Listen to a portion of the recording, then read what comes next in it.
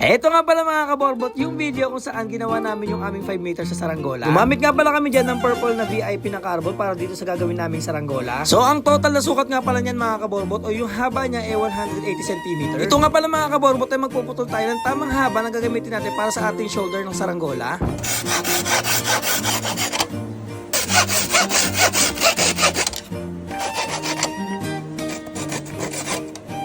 Dito nga pala sa pagpuputol natin ng shoulder mga kaborbot ay kailangan sakto yan. So nakadepende to mga kaborbot sa gagamitin natin pangpakpak. Para ang adjustment natin ng pagpuputol mga kaborbot ay dun sa ating pakpak. So hindi to pwede sobrang haba kasi magiging matigas yung pakpak natin. So magsisimula na rin pala tayo mga kaborbot at tanggalin yung mga excess na pinagputulan ng ating mga stainless. O kailangan natin tong gawin mga kaborbot kasi minsan may bumabara dyan kapag sinusuksok natin yung ating mga carbon.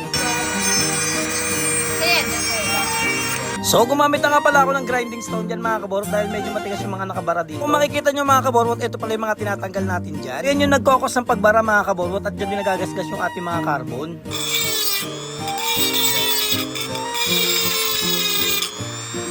So eto nga pala yung step by step na ginagawa natin para sa pagbuo natin ng saranggola. Marami kasing curious kung paano ba natin ginagawa yung ating saranggola. So halos 3 araw nga palang inabot ko mga kaborbot mabuo lang tong saranggola na to. So dito naman mga kaborbot ay susukatin natin yung haba ng stainless para dun sa ating shoulder at dun sa ating pakpak ng saranggola. Ito pala yung magiging silbi na dugtungan natin mga kaborbot para sa pakpak at sa shoulder. So lagi natin i-measure na hindi matatanggal yung stainless mga kaborbot. Kasi once na lumuwag yan o matanggal mga kaborbot ay magko-collapse yung ating saranggola sa taas. At syempre bago natin lagyan ng stainless niya mga kaborbot, make sure na pantay yung ating mga linya dyan. Para syempre pare-pares yung haba ng ating mga shoulder. Mobra kasi o nagkulang mga kaborbot yung paglalagay natin ng stainless dyan ay magiging maikli o mahaba yung ating shoulder. At kung mangyayari nga yung mga kaborbot ay syempre maghahabol tayo sa haba ng pakpak. At doon mga kaborbot ay magsisimulang magkiling yung ating saranggola. So isa nga sa pinakamahirap ang pagbuo mga kaborbot ng malaking saranggola. Kasi sa ganito mga kaborbot kailangan tansyado yung mga haba ng carbon. Hindi pwedeng matigas, hindi rin pwedeng sobrang lambot. At dito nga mga kaborbot ay tinitingnan ko kung papasok ba yung ating pakpak dyan. So natapos na nga natin mga kaborbot ilagay yung mga stainless para doon sa extension ng ating pakpak. Dahil meron na nga tayong shoulder at yung pakpak mga kaborbot ay susukatin naman natin yung haba ng tela. So dito na nga pala papasok mga kaborbot yung pagpuputol ng mga sobra. Ito rin yung time na medyo tricky mga kaborbot. Dahil once na napasobra tayo ng putol mga kaborbot ay hindi na natin siya pwedeng gamitin para sa pakpak natin dyan. At kakailanganin na natin kumuha ng panibagong carbon para dito sa ating pakpak. Kaya kung gagawa kayo mga kaborbot ay make sure na hindi kayo inaanto. So inabot na nga pala tayo ng gabi sa pagkagawa ng saranggola. At ito na yung time na nagpuputol tayo mga kaborbot ng ating mga pakpak. Tukot ko nga maigi mga kaborbot yung gagamitin natin shoulder dyan. Para kung sakali mag-a-adjust tayo sa pagputol ng pakpak ay hindi masyado matigas yung magiging pakpak natin. Kung magiging maikli naman yung magiging shoulder natin mga kaborbot, eh magiging malambot naman yung ating magiging pakpak. Ito ay dumedepende pa rin mga kaborbot sa laki ng gagawin natin saranggola. Ganito kasing kalaki mga kaborbot, eh okay lang medyo matigas ng konti yung pakpak. Pag sa maliit naman na saranggola mga kaborbot, eh hindi pwede yung medyo matigas yung kanyang pakpak. Dahil nasukat na natin mga kaborbot yung gagamitin nating haba ng pakpak, sisimulan na natin magputol. Kung mapapansin nyo mga kaborbot, eh hindi dulo ng pakpak yung ating pinuputol. Ganito nga mga kaborbot, eh mag-a-adjust tayo. So dito mga kaborbot, eh puputol tayo sa pinakapuno ng ating pakpak. Para ang gagawin na lang natin mga kaborbot, eh doon na lang tayo sa pinakadulo mag-a-adjust. So ginawa ko nga pala tong video na to mga kaborbot para may idea kayo kung paano ba ginagawa tong gantong kalaking saranggola. Kung trip nyo nga gumawa ng gantong kalaking saranggola mga kaborbot, eh mas maganda magsimula kayo sa maliliit. Para may idea kayo kung paano ba kayo mag-a-adjust ng mga pakpak. Pagdating kasi sa pagbuo ng malaki mga kaborbot ay iba na talaga siya. At kailangan mo talaga mga kaborbot ng pasensya. At syempre mga kaborbot kailangan mo rin talaga mag-focus. Kasi sa konting pagkakamali lang mga kaborbot eh medyo malaki-laki talaga mga gastos mo. Dahil medyo may kamahalan nga yung material sa ginagamit natin dyan mga kaborbot. Kapag nagkamali tayo eh magagastosan talaga tayo. Pero kung ang trip mo nga lang mga kaborbot eh magpalipad ng ganitong kalaking saranggola eh mas maganda na bumili ka na. Hirap kasi mga kaborbot kung bubuo ka pa. Dahil sa pagbuo nito mga kaborbot eh hindi lang carbon yung kailangan mo. Kailangan mo pa rin mga kaborbot na iba pang tools at mga gagamitin. Kaya kung isang saranggola lang naman ang kailangan mo mga kaborbot eh advice ko is bumili ka na lang. So medyo mahaba-haba nga pala yung video na to mga kaborbot sa pagbuo natin ng saranggola. At abangan nyo yung another part nito mga kaborbot hanggang sa mabuo natin itong saranggola na to. So sa mga mahihilig magsaranggola dyan mga kaborbot at interested sa mga ganitong content ay follow nyo na kami. At kung may mga katanungan nga kayo mga kaborbot ay mag-iwan lang kayo ng comment dyan. So hanggang dito na lang mga kaborbot, huwag nyo kakalimutan mag-follow, like, and share.